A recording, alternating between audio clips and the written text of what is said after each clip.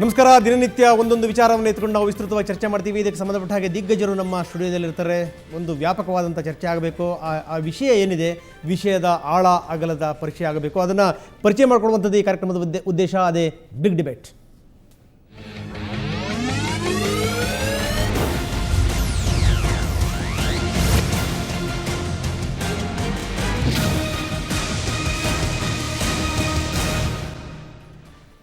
ಬರೀ ಬಿಗ್ ಡಿಬೇಟ್ನಲ್ಲಿ ಇವತ್ತು ನಾವು ತೆಗೆದುಕೊಂಡಿರುವಂಥ ವಿಚಾರ, ಇವತ್ತು ನಂಜನಗೂಡು ನಂಜುಂಡೇಶ್ವರನೂ ಕೂಡ ಈ ವಿಷಯ ಬಿಟ್ಟಿಲ್ಲ ಅನ್ನುವಂಥದ್ದೇ ಬಹಳ ಬೇಸರದ ಸಂಗತಿ. ಯಾಕಂದರೆ ನಂಜನಗೂಡು ನಂಜುಂಡೇಶ್ವರ ಏನಿದ್ದಾನೆ, ಅದು ನಂಜುಂಡೇಶ್ವರನೋ ಅಥವಾ ಶ್ರೀಕಂಠೇಶ್ವರನೋ ಇದಕ್ಕೆ ಸಂಬಂಧಪಟ್ಟ ಹಾಗೆ ಇವತ್ತು ಚರ್ಚೆ ನಡೆಯುವಂಥದ್ದು. ಇದಕ್ಕೆ ಸಂಬಂಧಪಟ್ಟ ಹಾಗೆ ವಿಶ್ವನಾಥ್ ಅನ್ನುವಂಥವರು PIL ಹಾಕಿದ್ದಾರೆ.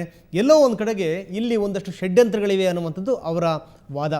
ಹಾಗಾದರೆ ಅದರ ಹಿನ್ನೆಲೆ ಏನು, ಅದಕ್ಕೆ ಸಂಬಂಧಪಟ್ಟಿರೋದು ಇವತ್ತಿನ ಬಿಗ್ ಡಿಬೇಟ್.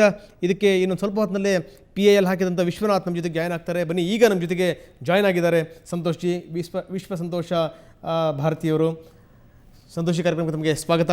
ಮತ್ತೊಬ್ಬರಿದ್ದಾರೆ, ನಿಮಗೆಲ್ಲ ಪರಿಚಿತರು, ಬೇಲಿ ಮಠದ ಶ್ರೀಗಳೇ, ತಮಗೂ ಕೂಡ ಕಾರ್ಯಕ್ರಮಕ್ಕೆ ಸ್ವಾಗತ. ಇವರಿಬ್ಬರ ಜೊತೆಗೆ ಸಾಕಷ್ಟು ಚರ್ಚೆ ಆಗುತ್ತೆ. ಜೊತೆಗೆ ವಿಶ್ವನಾಥ್ ಕೂಡ ನಮ್ಮ ಜೊತೆಗೆ ಜಾಯ್ನ್ ಆಗ್ತಾರೆ. ಮೈಸೂರಿನ ಸ್ಟುಡಿಯೋದಲ್ಲಿದ್ದಾರೆ ನಂಜರಾಜ ಅರಸ್, ಇತಿಹಾಸ ತಜ್ಞರು. ಅವ್ರ ಜೊತೆಗೂ ಕೂಡ ನಾವು ಚರ್ಚೆ ಮಾಡೋಣ. ಅದಕ್ಕಿಂತ ಮೊದಲು ಈ ಒಂದು ಗೊಂದಲ ಎದ್ದದ್ದು ಹೇಗೆ, ಬನ್ನಿ ಒಂದು ವರದಿ ನೋಡೋಣ.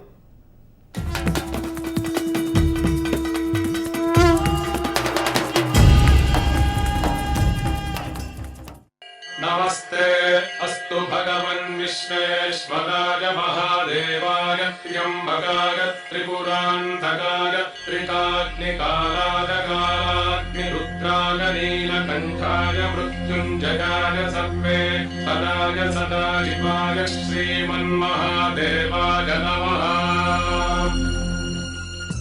ನಂಜನಗೂಡು ಕರ್ನಾಟಕದಲ್ಲಿ ದಕ್ಷಿಣ ಕಾಶಿ ಎಂದೇ ಪ್ರಸಿದ್ಧ. ಅದು ನಂಜುಂಡೇಶ್ವರ ನೆಲೆಸಿರುವ ಪುಣ್ಯಕ್ಷೇತ್ರ. ಕಪಿಲಾ ನದಿಯ ತಟದಲ್ಲೇ ಇರುವ ನಂಜನಗೂಡು ನಂಜುಂಡೇಶ್ವರನಿಗೆ ಕೋಟ್ಯಾಂತರ ಭಕ್ತರಿದ್ದಾರೆ.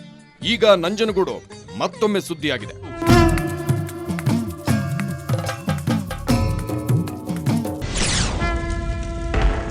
ನಂಜನಗೂಡಿನಲ್ಲಿರುವುದು ನಂಜುಂಡೇಶ್ವರನೋ ಶ್ರೀಕಂಠೇಶ್ವರನೋ? ನಂಜನಗೂಡಲ್ಲಿ ಇರೋ ದೇವರು ಯಾರು?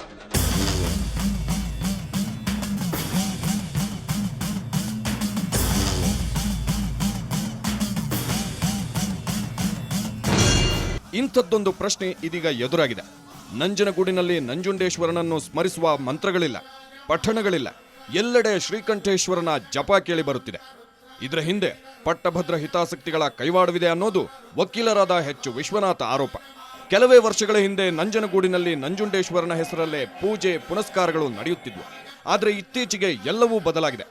ನಂಜುಂಡೇಶ್ವರನ ಬದಲಾಗಿ ಶ್ರೀಕಂಠೇಶ್ವರ ಎಂದು ಬದಲಾಯಿಸಲಾಗಿದೆ. ಇದು ಇತಿಹಾಸಕ್ಕೆ ಮತ್ತು ಭಕ್ತರ ನಂಬಿಕೆಗೆ ಎಸಗಿದ ಅಪಚಾರ ಅನ್ನೋದು ವಿಶ್ವನಾಥ್ ಆರೋಪ. ಅದರ ಸೂಚಕವಾಗಿಯೇ ಗಂಗರ ಕಾಲದಲ್ಲಿ 9ನೇ ಶತಮಾನದಲ್ಲಿ ನಂಜುಂಡೇಶ್ವರ ದೇವಸ್ಥಾನ ಕಟ್ಟಲ್ಪಟ್ಟಿತು. ಅದನ್ನು ಹೊಯ್ಸಳ ಅರಸರು ಜೀರ್ಣೋದ್ಧಾರವನ್ನೂ ಮಾಡಿದ್ರು.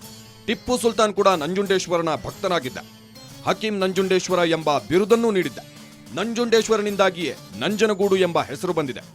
ಇಂಥ ಇತಿಹಾಸವಿರುವ ದೇವಸ್ಥಾನದಲ್ಲಿ ಈಗ ನಂಜುಂಡೇಶ್ವರನೇ ಇಲ್ಲ ಎನ್ನುವುದು ಎಂಥವರಿಗೂ ಆಘಾತಕಾರಿಯೇ.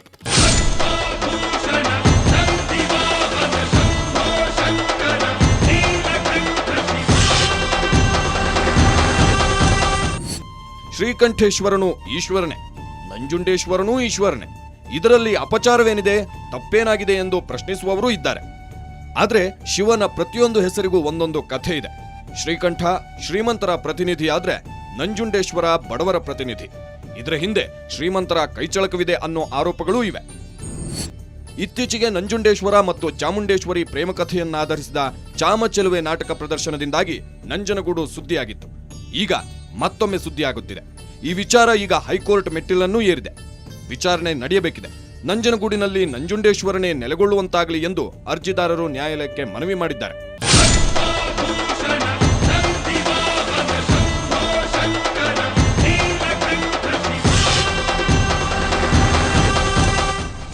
ಬ್ಯೂರೋ ರಿಪೋರ್ಟ್, ಸುವರ್ಣ ನ್ಯೂಸ್. ಸೊ ಈಗ ತಾನೇ ನೋಡಿದ್ರಿ ಒಂದು ವರದಿಯನ್ನು, ಅಂದರೆ ಚಾಮುಂಡೇಶ್ವರಿಗೂ ಈತನಿಗೂ ಪ್ರೇಮಾಂಕುರ ಆಗಿತ್ತು ಅನ್ನೋದ್ರ ಬಗ್ಗೆ ಒಂದು ನಾಟಕ ಕೂಡ ಬಂದಿದೆ. ಆ ನಾಟಕದಿಂದ ಇಷ್ಟೊಂದು ಫೇಮಸ್ ಆಯಿತು ಕ್ಷೇತ್ರ ಅನ್ನುವಂಥದ್ದು. ಇನ್ನೊಂದು ಹೊಸ ನಾಟಕ ಇದು, ಅಂದರೆ ದೇವರ ಹೆಸರನ್ನು ಇಟ್ಟುಕೊಂಡು ನಾವೊಂದು ವಿವಾದವನ್ನು ಸೃಷ್ಟಿ ಮಾಡ್ತಾ ಇದ್ದೀವಿ ಅನ್ನುವಂಥದ್ದು. ದೇವರಿಗೆ ಯಾವುದೂ ಕೂಡ ಬೇಕಾಗಿರೋದಿಲ್ಲ, ಆದರೆ ಆ ಭಕ್ತರಿದಾರಲ್ಲ, ಭಕ್ತರಿಗೆ ಎಲ್ಲದೂ ಕೂಡ ಬೇಕು. PIL ಹಾಕಿದಂಥ ವಿಶ್ವನಾಥ್ ಇನ್ನೇನು ಸ್ವಲ್ಪ ಹೊತ್ತಿಗೆ ನಮ್ಮ ಜೊತೆ ಜಾಯ್ನ್ ಆಗ್ತಾರೆ. ನಮ್ಮ ಜೊತೆಗೆ ಸಂತೋಷ್ ಜಿ ಇದ್ದಾರೆ, ಬೇಲಿ ಮಠದ ಶ್ರೀಗಳಿದ್ದಾರೆ. ಸಾಕಷ್ಟು ಮಾತಾಡೋಣ. ಅದಕ್ಕಿಂತ ಮೊದಲು ಒಂದು ಪುಟ್ಟ ವಿರಾಮದ ಬಳಿಕ ಮತ್ತೆ ಮರಳಿ ಬರೋಣ.